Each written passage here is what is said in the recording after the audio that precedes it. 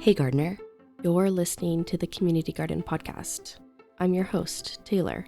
In this space, we'll dig into the dirt with local gardeners of all skill levels to share tips, tricks, and stories from our gardening adventures. Let's get growing. Hey gardeners, Taylor here. We are back after our little mini winter break. Actually, it was a little longer than I thought it was going to be, but that's okay. Eco Ground in general needed a little rest, a little reset, packed some seeds, connected with some volunteers, and also had some really cool conversations. So very, very happy to be chatting with the folks, Keith and Robyn from Branching Out Brantford today. And if you've been listening to the podcast, you know how often we talk about these guys. So it was really exciting to actually be able to sit down with them and have dedicated time to chat about the organization that they run called Branching Out Brantford, which is a food rescue organization within the City of Brantford. So they operate a fruit tree registry where tree owners can register with them to have the fruit harvested and distributed into the community. They also do food rescues, as you'll hear in the podcast. So Keith and Robyn are huge community changemakers within Brantford Brant, and in addition to Branching Out Brantford, they also do a ton of really good work with their neighborhood association, with another organization called Gifts of the Heart, as well as BL's Free Little Pantries. So I'm going to let Keith and Robyn talk us through those organizations and the work that they do. There's lots of resources today in our show notes at www.thecommunitygardenpodcast.ca. So you can go to the show notes and look into the resources that we're talking about. So we're just going to dive right in. Keith and Robyn are full of wonderful nuggets of information and knowledge and ideas on how to get involved in your own community. And even if you don't live in this area, this information is going to be, hopefully helpful to the work that you do in your area. So community connection, community networking is just as important as the work that the organization is doing as well. I mean, there's tons of crossover between Eco Ground and Branching Out Brantford, and we do a lot of volunteer sharing. So a lot of the volunteers that volunteer with Eco Ground has also had some sort of contact with Branching Out Brantford or even the neighborhood association. So it's nice to, always be on the same page. So grateful for this interview that we're about to dive into, and let's get into it. Hello, Keith and Robyn. Thanks so much for joining me today. I'm so excited to chat with you guys about Branching Out Brantford. Keith, quick question. Have you listened to the podcast before, either of you? Yes. Have Absolutely. you listened to all the episodes? Or 3, anyway. Not all of them, but a few. Yeah. If you count the amount of times we mention this organization, it's probably at least once per episode. Oh, wow. So I'm very excited to actually be chatting with you guys. I'm very, very excited. We're excited to be here. Thanks for having us. Yeah, Absolutely. Thank you. So maybe we'll do some quick introductions. Robyn, if you want to start, just provide a little bit of background information about yourself, maybe how you're involved in the community, and if you have any background gardening knowledge. Well, hello, I'm Robyn, and I grew up in Brantford. I can always remember being around gardening. My grandma had a garden and fruit trees, and I grew tomatoes at home. And when I met Keith, we started go home gardening. We're both part of the neighborhood association. I'm the treasurer, and I am a volunteer with Gifts of the Heart. I do cooking for that organization, and that's all I can think of at the moment. That's okay. If you remember anything, just slide back in. I will. How about you, Keith? I was probably first introduced to gardening when I was little, and my big sister, who's about 10 years older than me, she at my parents' house, she had a little garden in the back corner, and I just remember eating peas right off of the vine, and it was like the most magical thing ever. And that's probably what sort of got me into gardening when I was a kid. And then whenever there's a garden anywhere, it's like, oh, let's grow peas, because that's like one of my favorite things. Mm-hmm. Peas right off the vine. Yeah, they don't make it into my house. I eat them before they go in the house. Same here. Absolutely. But yeah, I'm a transplant to Brantford, but I've been here for, I think, 15 years, and with Robyn, who's my person. And we are involved in, basically, there's 4 organizations that are close to our heart that we volunteer with, and that's the Neighborhood Association, Branching Out Brantford, Gifts of the Heart, and we do a lot of volunteering with BL's Little Free Pantry as well. So that's what we do. A lot to talk about. I'm so excited. So why don't we start with Branching Out Brantford? If either one of you want to give a brief history on the organization, explain to our listeners what it is and how you operate within the community. All right. So Branching Out Brantford currently is a subcommittee of the Neighborhood Association. And we started Branching Out Brantford. Branching Out Brantford is a fruit tree registry. And basically people who have disused fruit trees that the fruit would normally fall to the ground, we ask them to register their tree. We send a group of volunteers to pick the fruit, and then the fruit is shared equally between the volunteers, the tree owner, and then a third is shared into the community. We started Branching Out Brantford. The seed of the idea, I had known about fruit tree registries previously.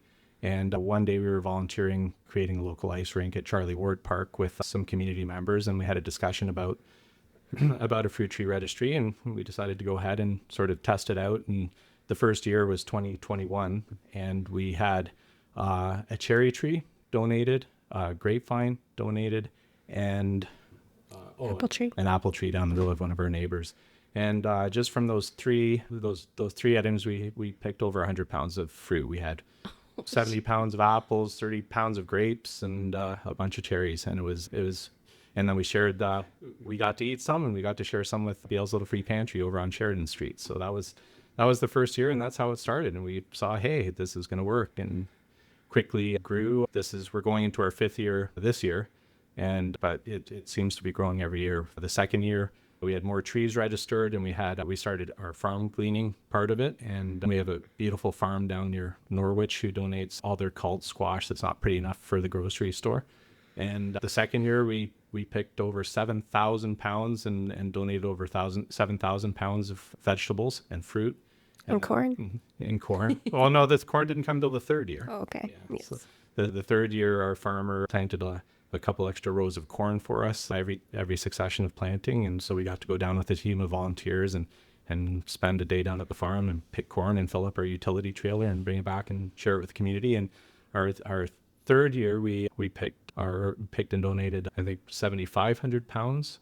And then this past year, I just did the numbers, and we had an extra farm come on board, and we picked some more squash and got some beautiful tomatoes and green peppers. And we just put the numbers together, and we're announcing it here first. And this year we picked over 11,000 pounds of fruit and vegetables. Yeah, That's insane. Congratulations, guys. thank you very much. Yeah, no, it's and not only do we get to share beautiful produce with the community, we also get to spend a lot of time with friends and community members out in nature and picking fruit and picking vegetables. And yeah, it's just been a great experience. It's like a win-win for anyone who wants to participate. Absolutely. Quick question. Do you want to explain what the term gleaning means? So it is basically, I think the history of it would be rich landowners would any sort of leftover crops would be left for the workers to be able to glean whatever is left and sort of take advantage of whatever is left. Or if there was an unused piece of land, they would be able to farm on it, that kind of thing. So it's basically, I guess, just saving or rescuing the disused crops. Yeah, because ultimately they, as we know, are still edible. And oftentimes that stuff just usually gets cultivated into the land and used for compost. And if we can capture some of that and feed people, why not? Absolutely. It's similar to, I think I mentioned this before, there's an organization in Niagara called Plant a Row, and it encourages the farmers to, similar idea, to plant an extra row, and when they harvest it, to consider donating it to various food organizations within their area. So it's cool that something similar is happening down here, which I think is fantastic. So what is your fruit tree registry at now? Do you know? As far as number of trees, I believe we have about 20 to 25 trees. I don't know. I'd have to count them. This is this piece of paper, these two pages, wow. the fruit tree registry. So we have like 1, 2, 3, 4, 5, 7 apple trees, 5 pear trees, a plum tree that we get once in a while. Yeah, the plums are hard. We had plum trees at Earl Hague, and they would always get picked before they turned purple. Like, I don't know, it's been 3 years for me now, and I've never seen a ripe plum there because they always just get picked. And we keep putting signs up that say do not harvest. I'm like, do ripe plums, are they real? Do they actually grow in trees? That's amazing. We'll have to. Do you guys also do like maintenance of the trees, and do you help the homeowners with the maintenance? So that's one component that we do not do. We are just there to pick the fruit. So maintenance of the tree is up to the the tree owner. So a lot that, and that's part of the problem with the fruit tree registry is some of the trees get a little overgrown. They don't get pruned. They don't get sprayed. So we don't get perfect fruit, but we still get it's still beautiful, viable fruit and can be used for multiple amount of purposes too. Like we get a lot of apples, and some of the less desirable apples. One of our volunteers actually bought a press. So this year we were able to enjoy some apple cider made with the locally picked apples, and That's wicked. and our volunteer Mike, he actually even also made a little apple wine, so we got to enjoy some locally made, super local recovered apple wine. That's amazing. It's really easy with the grapes too. My partner's grandmother has a bunch of grapevines in Burford, and we'll go and we'll pick them every September. And then we have a friend who makes wine, so we gave him a chunk of the grapes and he made wine for us. And I was like, oh, this is extra special. Yes. So what are some of the projects that the organization is working on in 2025, and how can people get involved? Okay, well, we've been growing slowly, and we don't want to grow too quickly. And we have found that the farm gleaning is a huge component of what we're doing. So we would like to find ways to grow that segment of what we're doing. There's a lot of value. There's a lot of farmers out there that have extra crops, and they're willing to share them, but it's just a case of coordinating that and transporting that and getting it into the hands of people who need it. So like our distribution network, sharing through BL's Little Free Pantry, who also shares with other community organizations. We share with like the Seniors Resource Center. And so it's sort of procuring the food and being able to get it out into the community. So it definitely, I think the farm gleaning is something that we would like to expand on. And as far as how people can help is just come volunteer, pick fruit. But we'd also love to have people that could share their talents in helping grow the organization, whether that be finding farms to that we can glean, or finding some funding so that we might be able to work on some better transportation options and stuff to get the food. But definitely and spread the word. And even if you have a fruit tree that's not being used, then maybe let the home owner or the tree owner know that we exist and get it on the registry. I'm constantly referring people. Oh, you have an apple tree? You should call these people. Oh, you have a pear tree? Yeah. You should call these We have to get you some cards.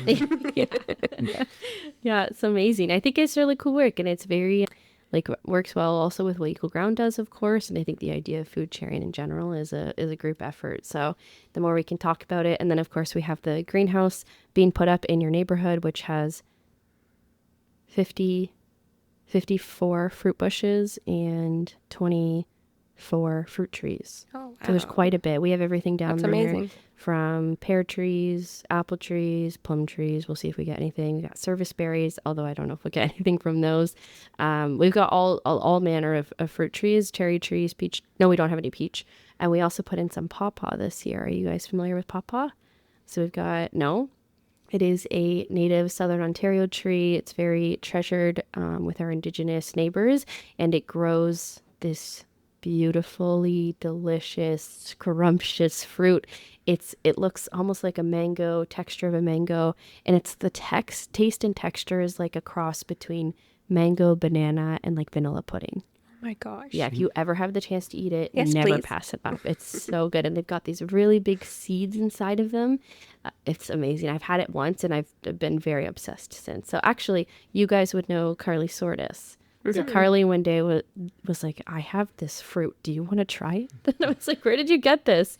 And since then I've had my sights set on obtaining those pawpaw trees. So when we received the grant from Tree Canada to put these trees in at Woodman, that was my first priority. So yeah, we got 3 in. I can't wait to try one of these. It'll be a couple years, unfortunately, but they're planted. They're close to you.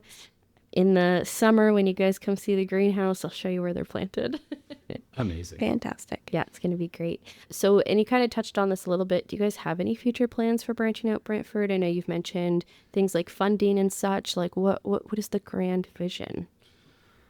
Well, we would just like to see it continue to grow and have more volunteers and just be able to procure more food. Like just getting into learning this journey that we've learned about how much food waste there is, and just wanting to help with food security.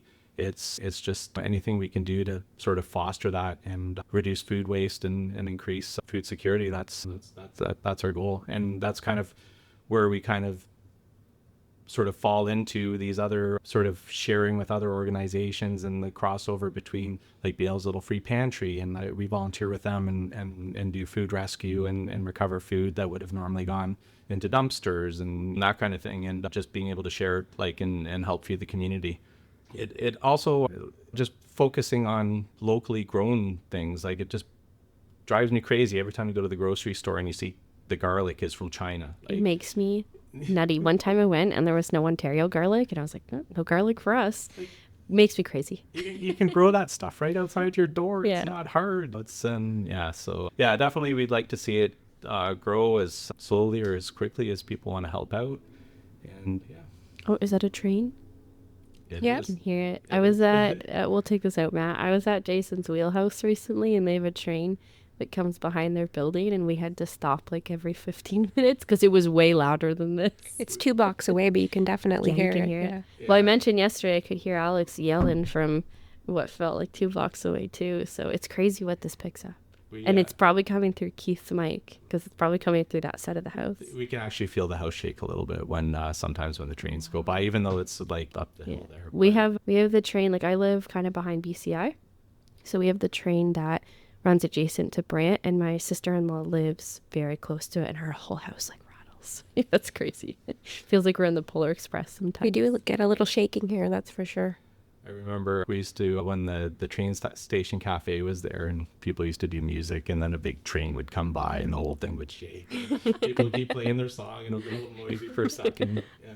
It's okay. Regather my thoughts. What kind of, you don't have to answer this if you don't want to, but what kind of barriers is the organization facing? I know in the past we had talked about how you guys sometimes have an issue with like cold storage for produce that you've gone to rescue and you can't get it out fast enough because everybody can't deal with like hundreds of squashes at once. Like what kind of barriers are you guys facing that you're trying to work through that could be solved by other partnerships or by funding or things like that? Well, definitely that is part of the growing pains. You know, when you have that much squash, we can, store a little bit here, but as the farmer's like, hey, we have more, and you have to try and find ways to get it out into the community quickly. So definitely storage would help. And just this question sort of brings me back to the other question, is when we were talking about pruning the trees and stuff, like even if we had a proper website, like that would help. Like one day I'd hope to have a website where we could maybe have some resources there for the tree owners, maybe videos or how to prune a fruit tree and sort of Or connection. partner with an arborist or Yeah, things or like find that. a local arborist that might want to help sort of with these issues. Definitely, that's something that would help as well. That's an AKA for anyone listening who's an arborist. You can email us at podcast@egcgbrant.ca and we'll put you in contact. Amazing. Yeah, so wanting to have a website, and we mentioned the cold storage, any other barriers that you guys have been working through? I don't think so. I think on the most part, it's a positive experience, and it's like you can't go wrong. You have nothing to lose, right? Do you guys have issues with recruiting or retaining volunteers or? I don't think so. I think that when people hear about it, they think it's cool. And sometimes we'll get somebody come out once or twice and they don't come back. But we have a lot of volunteers that have come kind of every year. And a lot of our friends and stuff have come out too. And even, traveled a little It's bit. a fun time and you get to take some food home. So it's like it is a win-win for everybody.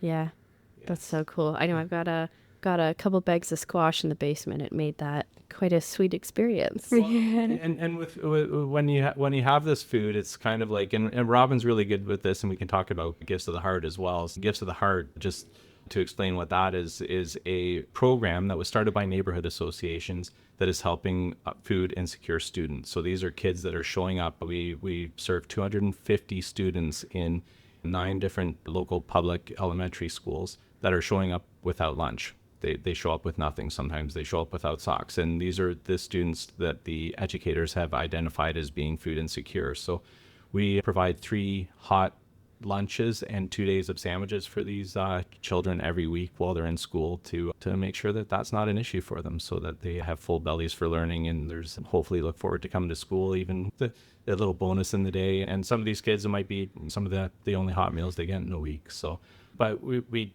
that program counts a lot on donated and rescue food. So Robin, who's the kitchen lead on Mondays and the kitchen leads on Wednesdays and Fridays, they're all like Iron Chef trying to find out how to take whatever's in the fridges and the freezers and turn it into meals that these kids are going to enjoy. So it's like, so when you get a bunch of squash, you learn how to make a bunch of stuff out of squash, whether it's soups, the sauces, and I'm going to interrupt you. It's the garbage people. We'll just let them swing by. I was yeah. like, what is that noise? It was really loud when they were throwing the bins. They're just in front of your house, so we'll just wait a second. Sorry. Pause. Yeah. They'll be off in a second. Like I said, it's crazy what this stuff picks up. It's the recycling, and they're really loud. Yeah. Coffee break. Yeah, there you go. Perfect. Would you like some water or something? I'm okay. I do have my water here, but usually I won't. It's a lot of banging around when I'm doing this. They're almost gone. Another reason why I don't drink coffee in the morning, I like a milky coffee, and it kind of stuffs me up a bit. So if I know I'm recording something podcast related, I won't do it. And I have another podcast interview this afternoon with Cheryl and Toski again. So I'll wait until after that. We'll wait for them to go to the next house, and then we'll keep going. I used to drink coffee with milk. I used to drink double, and then I went to milk. And then about 6 months ago, we went plant-based eating, so plant-based whole food. So then Good in the coffee. I switched to almond milk, and I was digging that for a while. But then Robyn was making like homemade almond milk every week for me for my coffee, and then it's like, you don't need to. Then I just drink it black. There you go. That works, I suppose. Yeah, I can't. Almond milk's the one thing I can't stand in coffee. Can't stand it. I've tried all the dairy alternatives, and I used to, speaking of kitchens, I used to be a pastry apprentice, and I worked in a coffee shop down in Westdale, and we did a lot of plant-based stuff there, plant-based baking, lunches, and a lot of coffee too. So I tried all the combinations, and I could just never get on board. I tried real hard though. Okay, I think we're probably good to continue. So we were talking about in the kitchen with trying to transform food into creative solutions. Yeah, so whatever your theme ingredient is, so when you have squash, you figure out how to feed 250 kids squash somehow. Feeding kids squash is not always the most successful, so you must have gotten really creative. Well, and we got lots of good feedback, and you'd be surprised what the kids eat because they are very adventurous, and you can hide squash in a lot of places too. You can hide it in chili. We have a baking team on Thursdays, and I know they made a squash bread. Yeah, delicious. Yeah, absolutely. It was phenomenal. Probably the favorite was mac and cheese, though. Oh, yeah, squash mac and cheese. Yeah. That's incredible. Any other creative solutions that you guys have come up with the kitchen with different produce? And you can think about this, and we can return to the question if you want. Just wondering if there's any other tips. We do lots of soups because they're easy for packaging and comfort food for lunch and stuff. So lots of veggie soups. We do this year because Keith and I went plant-based. My partner, Mike, and I are both plant-based. So we're doing meatless Mondays. So everything that we do on Mondays usually is plant-based unless there's unusual circumstances where we have meat to use up or whatever. But we're doing lots of we've done obviously squash soups and chilies, and I haven't done a curry yet, but I'm wondering if the kids would be down with that. That's so cool. It's a very creative venture, but also somebody that's worked in kitchens and has had to do menu development, that stresses me out already. So kudos to this entire kitchen team. I've heard tons about Gifts of the Heart, and I actually used to drive for them a little bit, and that kitchen team, you guys are rocking it over there.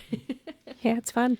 But when you have a whole lot of something, just being able to use it up and learning to be more creative, because it's not like you go to the grocery store and you're picking out what you want. It's like you've picked a bunch of apples. What are you going to make with apples? So that's why we have jars of apple pie filling in our pantry. And last year, Equal Ground hosted an apple pie filling canning class. We did a couple canning classes with Grand River Community Health Center, and I ended up having tons of leftover apples, and I made a bunch of apple pie filling, and we used that all year, every day. It was incredible, in yogurt, in baking, anything we could, on pancakes. What a treat to have on hand. Yeah, for sure. Oatmeal muffins. Yes, yeah. I do like the challenge of, you have these things, what can you make with it? I'm always thinking of you have these ingredients, what can I do and what would be yummy, especially with the kids, what would they eat? Yeah, you got to make it appealing to little ones, especially if they don't always have access to fresh or healthy food. Are they going to be used to these types of things too? Mm-hmm. So thinking from their perspective. Do you guys do a lot of food preserving just because of the nature of what it is you guys are going out and doing? Yeah, especially when we started branching out Brantford and we had a lot of apples and cherries. I started canning a bit more. But I like I said, I grew up in Brantford, but my grandma had a rural property in Scotland, and she had a big garden, and she had fruit trees, and she did all of that stuff. We canned tomatoes and pears, and she made bread, and so that was my childhood. Is like I grew up with that, and I love all of that. So definitely. I think one of my proudest moments of the second year was we had a volunteer appreciation barbecue, and for the neighborhood association, and Robyn had made, with some items that we had canned from Branching Out Brantford, from the grapes, you made grape jelly, and then you made what we called Marlborough Street meatballs, which was like that classic grape jelly with chili sauce. Yes, that's what I do too. So good. Yeah, and then we had little cheesecakes that had like cherry topping and stuff, which was An apple. and an apple topping, yeah, from just local trees. That's amazing. I do my meatballs the same way. Homemade grape jelly, chili sauce. Folks listening, I promise you're never going to make meatballs another way. They're so good. They are amazing. And you can just do it with even like you don't have homemade grape jelly like we do, but you can get it from the grocery store, and yeah, always delicious, and can balance it out too if you don't like it too hot. So for this organization, for Branching Out Brantford specifically, and we'll get into the other ones, how can a volunteer get a hold of you, and what type of work could they expect to do with Branching Out Brantford if they wanted to get involved? Well, you just reach out to us. Easiest is through Facebook. Just look up Branching Out Brantford. We do have an email, info@branchingoutbrantford.ca. And that's probably the easiest. We have a volunteer group that we do on Messenger. So whenever there is a picking event, we usually just post it out through our Messenger group. And then, like I say, if you have any other talents or skills you'd like to share, if you're web development, anything like that, then just send us an email or a message, and we're happy to connect with you. Cool. So volunteers can expect to maybe potentially go to a farm and help go through the produce that's available. I know I have gone with you guys recently, and we had to look through a ton of squash and grab the ones that looked like they were going to store well. Spoiler alert, a couple of them did not store for me. Same here. Most of them did, but not all of them. And I remember, like, in that experience, there was a bit of manual lifting. Do you guys ever go out into the fields and pick as well? I think in the way of corn you've mentioned. Absolutely. So yeah, that we go down to the farm for corn a couple times, and we're down there for a few hours, and it's picking outside. So yeah, in the sun and stuff. A little bit of lifting. The crates usually can be up to 50 pounds.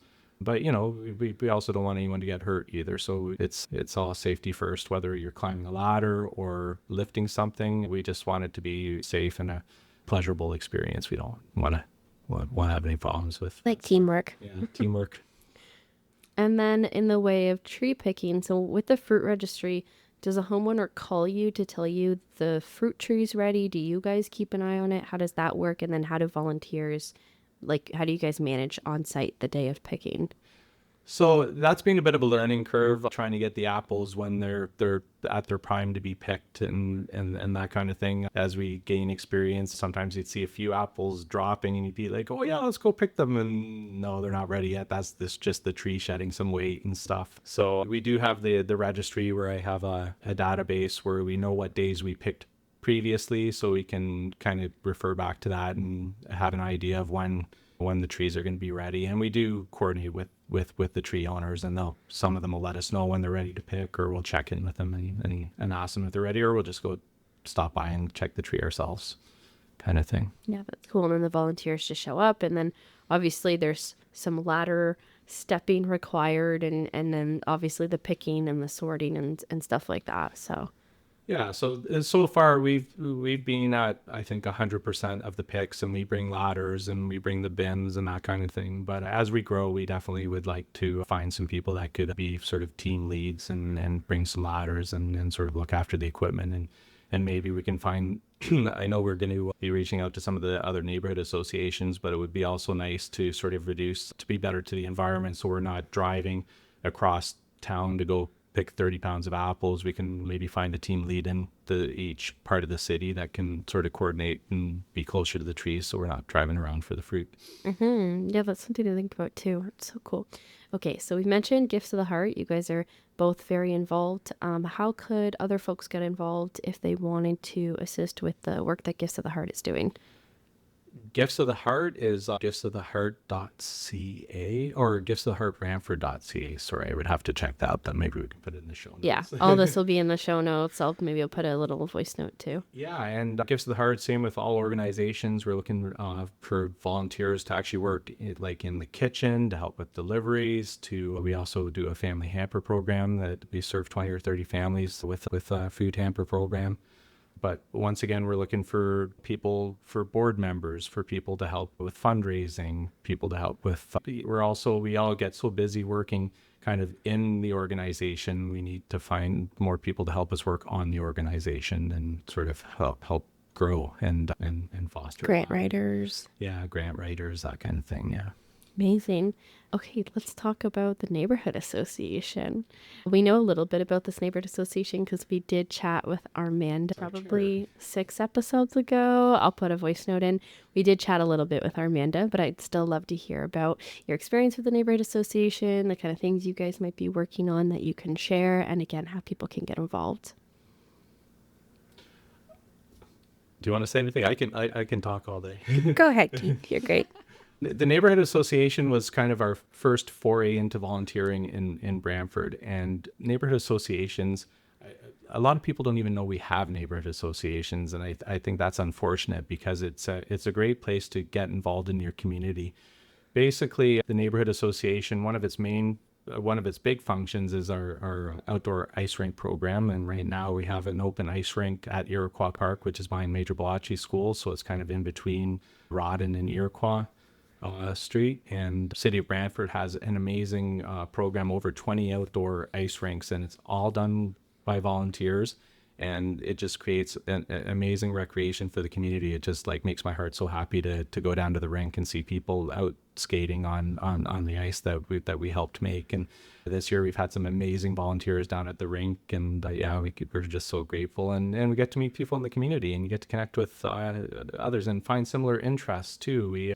Neighborhood associations are what the residents bring to them. So our neighborhood association, we have musicians, so we've done a lot of music in the park type events, drum circles, we've done ukulele lessons. We've had close to doing, especially during the pandemic, and the pandemic especially was great to have the neighborhood association because it was a way to keep in contact with people and find ways to connect even though we were all apart. So we did like neighborhood bingo and like just sort of things we could do during the pandemic. But and we did online.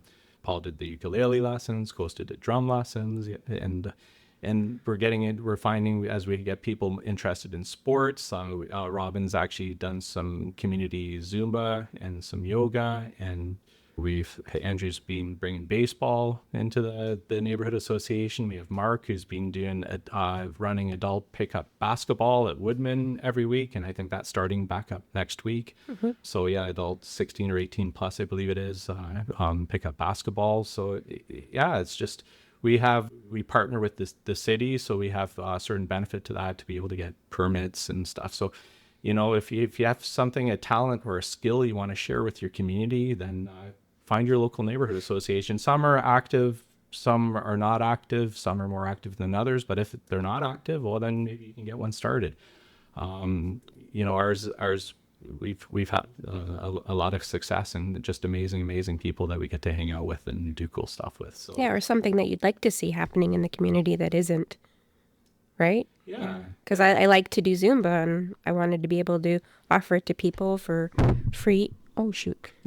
Don't worry. For free or for a donation. So, yeah. Yeah, and like Armanda, we did exact sign language lessons. Handmade Christmas market. We do the handmade Christmas market at Woodman. Yeah, looks successful. Which has brought me a lot of joy. Gary and Linda and Robyn and I and a few other people work on the market together, and not only do we raise a little bit of money for Gifts of the Heart and BL's Little Free Pantry, but we also connect with like local artisans and just it's just such an amazing event. And And one of the things that I enjoyed most about the past couple of markets that we did was we had this lovely lady, Ashley, come in, who's visually impaired, and she's a beautiful singer, and she comes and sings Christmas songs at the market. And then we had a few other visually impaired ladies that reached out to us before the market and asked if we would be able to have a volunteer take them through the market. And Paul stepped up and took these ladies around the market, and were picking up and touching and feeling, and he was explaining to them everything. And it was just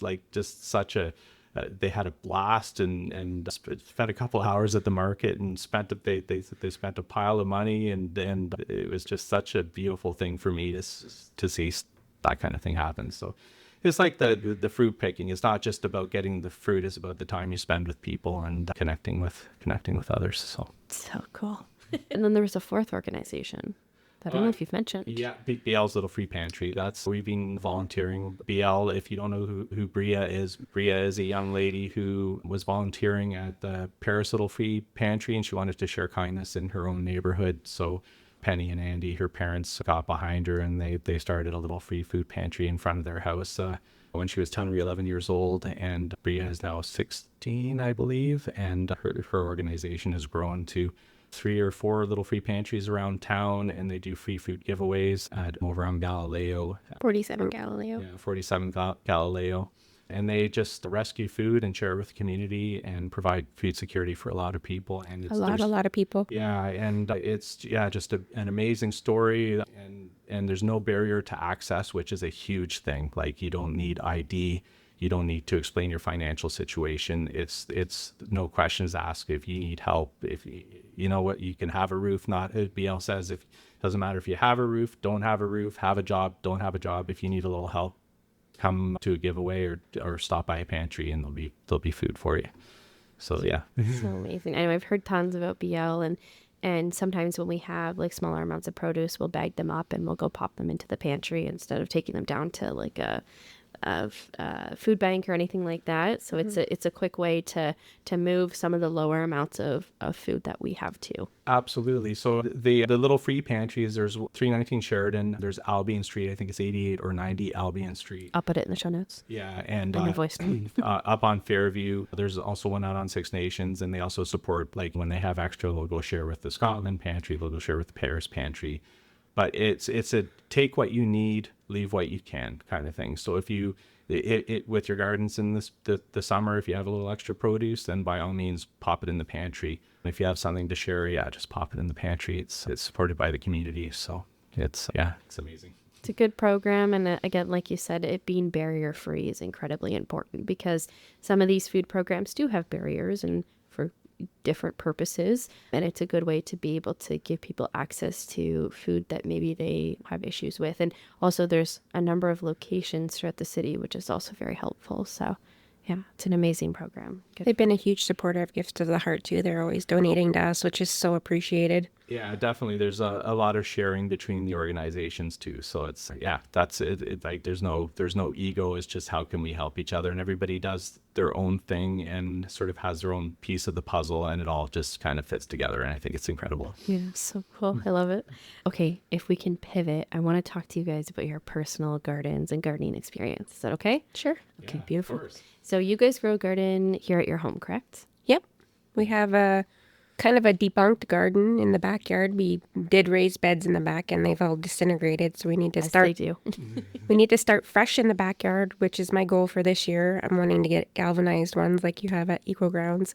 We also plant in the front of our house, down the driveway, and up against our porch is like a cement porch. And we plant cherry tomatoes, and they just love it there. They grow all the way up and over. It's like a hedge of... So cool. You can't see us sitting on our porch in the summer when the tomatoes have grown, because they just grow so well there. And if we put strings up to the roof, they will grow. If I had more trellis going up, I feel like it'd be like the beanstalk thing. Because this is like north facing too. Yeah. That's I wild. think, It is. I think they like it near the concrete porch because it holds the heat there. I think that's what it is. Yeah. That makes sense. Yeah. That's so cool. It's just like eating candy, though. Yeah. So good. What other types of plants do you guys grow? We have a cherry tree and a peach tree that feed the local squirrels. Yeah. And I love to grow kale because we eat a lot of kale. In the front, we grow kale. I'm huge on sunflowers. There's sunflowers all over the property in the summertime. I know we don't necessarily eat them, but it's also feeding the squirrels. And the birds. And the birds. I do a lot of sunflowers too, Yeah. and the delight is watching them hobble on the Yeah. sunflowers every day. Yeah, I know. It's great.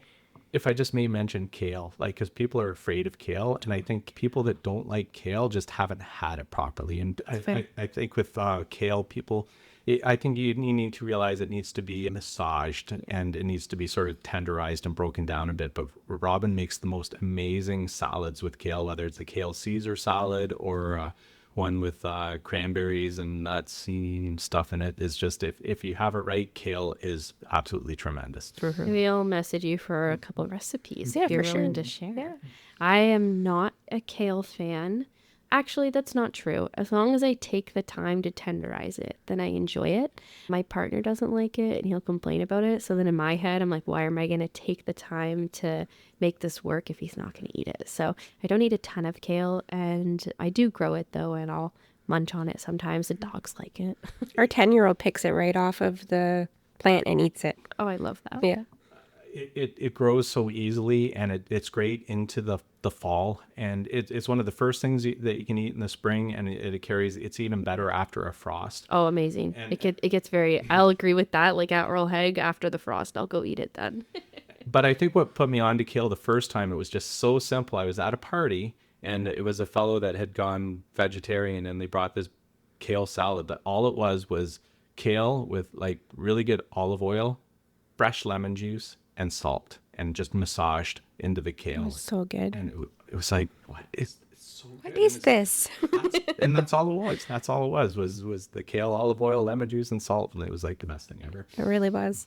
Do you guys grow any special varieties? I know we got Dino Kale seeds this year, as well as Black Magic seeds through Equal Ground. So I'm looking forward to growing those this year. Have you grown anything fun in the way of kale? I think we've tried most of them, but I think we like the curly kale the best for salads. Yeah. Texture. Yeah, I didn't like the dinosaur kale. It was cool and looked really It's cool good and in everything, soups but- and stuff, but like for salads, not as much. For me, anyways. Yeah. Yeah.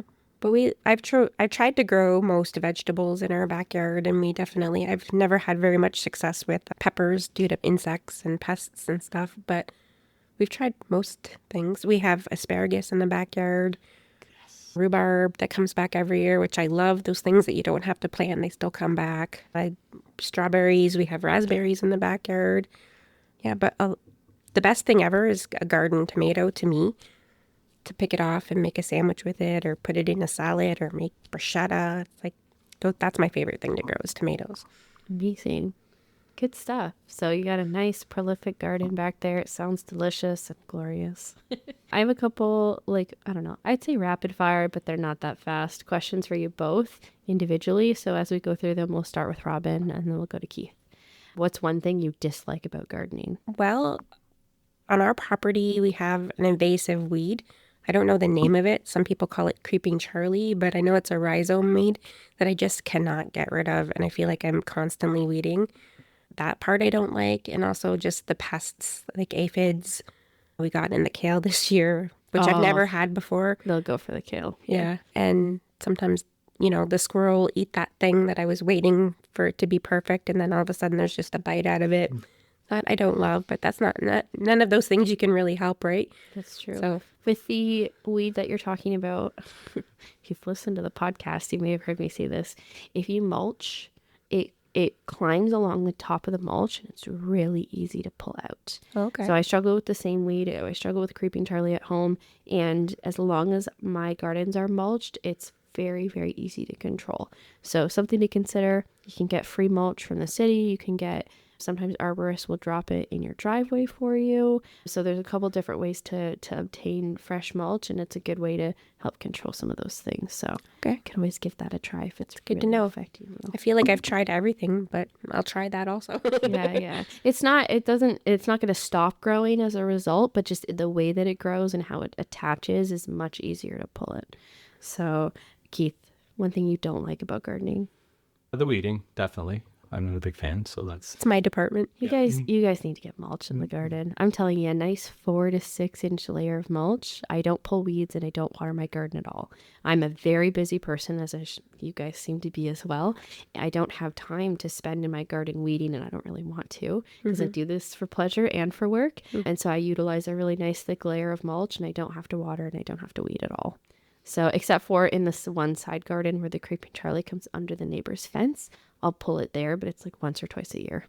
So it's definitely a learning curve, and I know we need to do a little bit more like sort of crop rotation and stuff, like learning about like that squash vine borer. So like our zucchini grow amazing out front, and we get a lot of zucchini to the point where the neighbors are all hiding because they don't want any more zucchini. Like putting them in like on their cars and stuff. Yeah. Thankfully, we have a little free pantry around the corner that the zucchini disappear into.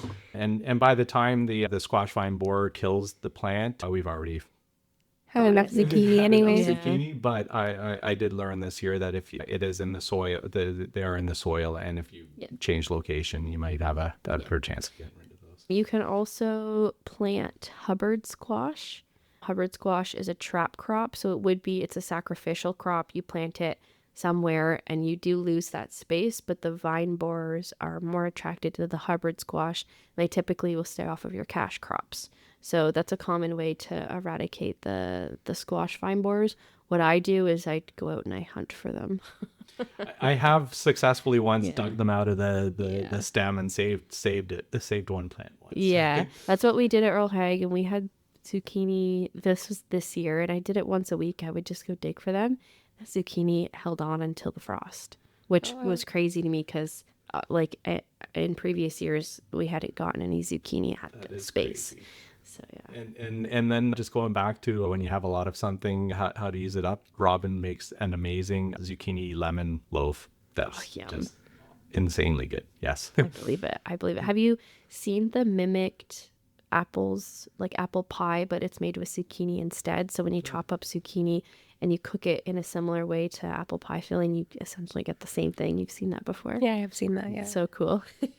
Okay, do you guys have any gardening goals for the 2025 season? I've never planted garlic. I do keep saying I wanted, because we use a ton of garlic and I would like to be able to have it on site here and eat our own.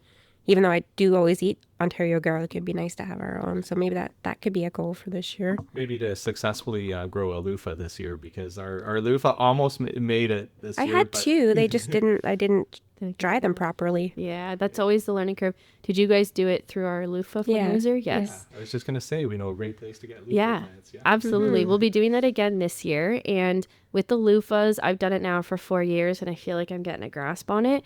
There's a couple of things, typically a lot of people in their first year, like, you got to make sure you snip the flowers in August. And with the drying, you can do them when they're green. It's just really hard, but you can pop them down when they're green. And I learned this year you can actually put them in the oven and it'll soften the skin, and then you're able to peel them. It's really hard to peel them when they're green, and then you can process them the same way. But yeah, leaving them on the vine until either they turn crispy or the frost is the best way. So getting them in the ground nice and early, making sure they have tons of sun. Did you guys grow them in the front or the back?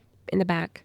Back. I wonder if they would do better in the front. Yeah. Maybe. Yeah, it is a little shady in that corner. Yeah, 1 year they grew like over 16 feet. Easily over 16 feet, because they can get really big if they're really happy. That was the year that I did not pick the flowers off, even though everybody told me I needed to, and I didn't. I suffered for it. I picked one because it was like a really big size, and then I brought it in and it went all moldy. Oh. And I was like, no. And then the other one I left on the vine, and then I forgot about it, and I went out and it was like under the snow, and I was like, oh. You actually still might be able to save that one. Oh, if it's still there. It's still on the plant from the backyard. Yeah, go and peel it, because now that it's, when things like they freeze and then they thaw, they become soft. I bet you could peel it. And then in that case, I would boil it, like cut it up, boil it. And then I usually will let it sit in a little bit of bleach and water and then let them dry out fully. And it can take a couple days for it to dry. Oh, okay. So yeah, that's maybe interesting. give that a I might try that. Yeah. Well, you have nothing to lose. I don't. Yeah. It's nice to have on hand. Like, this is the first year that I've had enough to be able to actually use them in different areas of my house. Oh, it's such a lovely treat. And you can eat them when they're small too. When they're Okay. 3 to 4 inches, it's like an Asian vegetable. It's a very common vegetable that they consume in different parts of Asia. And yeah, 3 or 4 inches, they're nice and tender, similar to a gourd. Anything bigger and they get too chewy. I have a friend who wants to try to make soaps with them in it. Yeah. So she's like, if you can grow them, I want to make soaps with them. I'm like, Yeah. okay, we'll see what happens. So cool. Try again next year. Yes, for sure. Yeah. Keith, I know you mentioned the loofah. Any other gardening goals? I don't think so. I was going to mention when you were mentioning tomatoes, yellow tomatoes. Yellow Like the big tomatoes. yellow ones? Yeah, they're Yeah, the maybe best. like some heirloom or something. I'm trying to Yeah, think if we have any beefsteak. seeds this year. Yellow ones. We have a lot of seeds right now. Like 15,000 seed packs. Holy moly. And about 4,000 of those go to the seed libraries. And then like every event I go to, anything I go to, I'm like dealing seeds like candy. So we get those pushed out and then we give out a ton of seeds, obviously, to anyone who wants them through our house garden program. A lot of them go out to the community gardens, of course. So I'll keep my eye out and see if I have any yellow. We have the yellow pear-shaped cherry tomatoes, which I love. They're my favorite. But I don't know if we have any yellow like beefsteaks, but I'll keep my eyes out. We like them because they're like a little like low acid, kind of. Yeah, they're a little sweeter. They're really nice on a toasted Toasted sandwich. tomato sandwich. Toasted That's, tomato sandwiches. Or with yellow tomatoes is where it's at. Toasted tomato sandwich goals. That's what we have. Robin also makes sourdough bread and stuff too. Oh yeah. Delicious. I'll keep my eyes peeled for some yellow tomato seeds. Maybe we'll get some growing. We've already talked about your favorite vegetable to eat, so we know that's All of them. and tomatoes. Any favorite vegetable to grow specifically where you like the growing process? You mentioned your cherry tomatoes outside. They grow up and over the porch, but any other? I like growing yellow beets because I like pickling them. The sunflowers because they're beautiful. Yes. That's a nice trait to have. I grow a lot of cut flowers at home, so I feel that desire to have pretty things. Lots of different cut flowers, sunflowers included. I know you can't eat them, but those teddy bear sunflowers. Yes. They're so They're cute. so cool. Yeah. Well, What's a vegetable you don't like to eat? I don't like parsnips. Okay. Not a fan. I don't know why. I just don't like them. I would probably have to say fiddleheads, but that could just be because I haven't eaten them right Probably. or something. I'm willing to revisit them, but so far they haven't won me over. Oh, I'll do a little steam and then saute in butter. And you got to make sure you cook them well because they're toxic if they're raw. But yeah, I usually steam them and then saute them in butter. And my aunts made me eat them as a child, and it was very endearing to me. And as I got older, I think the fiddlehead love is associated with family. That's why I eat them so much. It's nostalgic. But yeah, it's nostalgic. But fiddleheads are delicious. I take offense. Well, I said I'm still willing to try. Yeah, that's true. We moved into the house we're in Homedale. Ostrich ferns would grow. We have a pond. They grow everywhere. So and my partner doesn't like them. He'll cut them out like later in the season. So I started just harvesting them when they were little because that's what they are. They're fiddleheads. And so it's kind of nice we get like fresh fiddleheads in the spring. It's like the first sign of like, oh, okay, it's coming. I've never heard that one. What an interesting vegetable to think of. I'm sure most of the people listening don't even know what a fiddlehead is. I love all vegetables except that one is one that I just haven't sort of connected with yet. Yeah, that's fair. I like almost all vegetables. There's just certain ways that they're prepared. That's where I get caught up. And last question, what is one thing that you really struggled with in the garden this year that you're looking to overcome? I didn't do a lot of gardening this year because I had surgery on my hand, but it's always that weed. That's my biggest struggle is like, I feel like I weed it and I turn around and it's there again. So I'm going to try the mulching. That's always my biggest struggle is just the weeding because I don't know if I'm OCD or what, but I don't like the weeds there and I like to make sure they're always out. But And you can get free mulch from the City of Brantford. Yeah. Yeah. So So there's 3, and if you have access to a trailer, there's 3 pickup spots that you can grab it from, and it's straight from the forestry department. When they cut trees down, they just take it over because for them and for the arborists, they have to pay to dump it at the mulch, so they would rather dump it somewhere else where they don't have to pay to dump it. So I also have never really been very successful at seed starting. So that's something that I would like to learn and be better at because I find I start seeds and they don't work and then I end up going and buying started plants or getting them from Equal Grounds or friends or whatever. You have to come into the greenhouse and learn with me. Yeah, that's something I would definitely, because I have a gigantic basket of seeds and I start them and then I'm rarely, unless I put them directly, like direct sowing, like starting them in the house, like in the spring, never works for me. Never So works. I'm doing something wrong. For everyone that's told me that, it's always a light issue.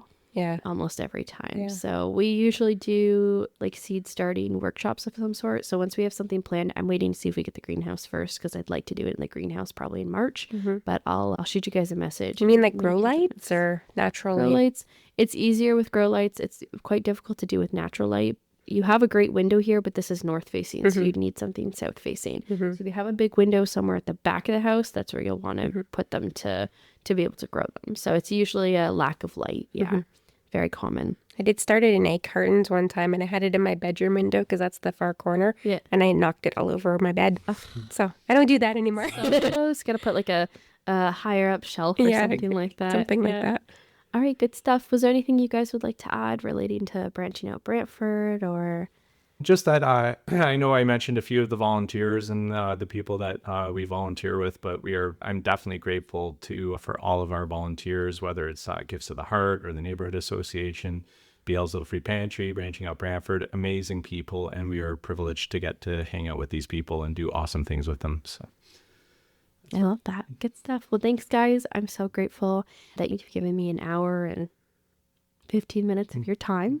And I'm glad we finally were able to chat because I love Branching Out Brantford and I'm so excited to share the message with the world. Yeah, and thank you for having us. This is fun, amazing. Of course.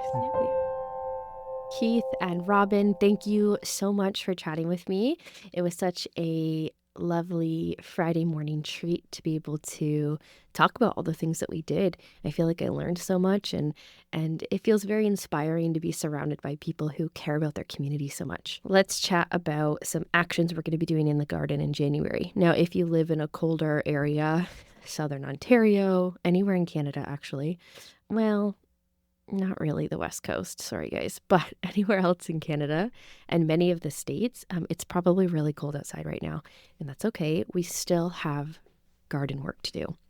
So this week and, the next couple of weeks, I would really love for you to focus on considering starting a winter garden or start winter sowing. We will be chatting about this next week with another guest that you've actually heard from before about winter sowing. But if you want to start gathering some containers, clear containers, like big milk jugs, water jugs, anything where you can mostly cut off the top, peel it back. You'll fill it, you put some drainage holes in, fill it with some soil, and then sprinkle seeds in there. And this could be anything from herbs to native plants to flowers. So anything that needs cold stratification. Heck, you can do this with tomatoes and pepper. Well, you can try. So find some seeds that you are willing to sacrifice and you want to experiment with winter sowing. You're going to go ahead so we're going to be opening our containers, cutting it almost in half, leave a little hinge there so that you can tape the top back on. Cut in some drainage holes. You can drill them very carefully, use a knife or scissors, fill it with, a couple of inches of soil, and then go ahead and sprinkle your seed on, a little bit of water, and then you're going to tape the top back on. You're going to put it out in the sun. I'm going to link a YouTube video, some instructions on how you can do winter sowing in the show notes, as well as a list of seeds that you can consider trying. If you live within the area, Brantford, Brant County, feel free to send us a message and we can get some seeds into your hands if this is something you want to try. But this is the time to start winter sowing if you haven't already. And then we're going to start talking about planting our garden soon. So I shall leave that with you. And if you really feel inclined, you can send me some photos. Okay. Thank you again to the City of Brantford and the Brant Community Foundation for funding this podcast. Also, a big thank you to our board of directors for letting me run with this project. It's been so much fun. And the Community Garden podcast is administered by Equal Ground Community Gardens, and you can view this episode's show notes at thecommunitygardenpodcast.ca. Podcast production and editing is by Matt Wilfred at Nuthatch Consulting, and you can get in touch with Matt at nuthatchconsulting@gmail.com. Our graphic design is done by Ben at All Day Breakfast. Thank you to our lovely podcast committee, Paulina, Charlene, and Kat, for all of your hard work. And please consider following, subscribing, rating, reviewing on your podcast platform to help us reach more people. You can follow Equal Ground on Facebook at Equal Ground Community Gardens, and you can also join our Facebook support group at the same name. You can find us on Instagram at equal_ground, and you can learn more about our organization at www.egcgbrant.ca. If you would like to be a guest on the podcast, please do it. You can email me at podcast@egcgbrant.ca, or you can visit the show notes page at the communitygardenpodcast.ca. You can literally email me your name and we'll get started. I promise it's very easy. It's very quick. I just need like an hour of your time. And I promise that you have information to share with the world. Okay, I'll leave you for this week. I'm so glad to be back, and I'll chat with you guys next week. Okay, bye.